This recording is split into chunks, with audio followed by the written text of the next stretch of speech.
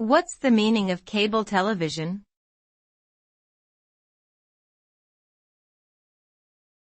Cable television.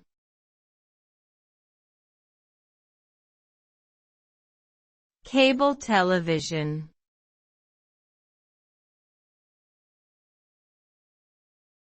Cable television.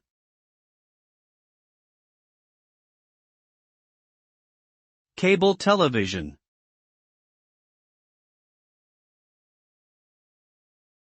Cable television refers to a system of delivering television programming through a network of cables. This differs from traditional broadcast television, which uses radio waves to transmit signals over the air.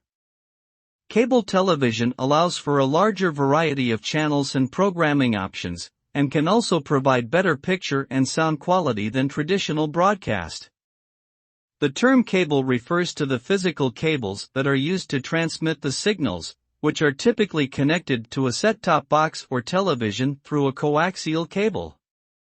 Cable television has become a popular alternative to broadcast television, with millions of households subscribing to cable services worldwide.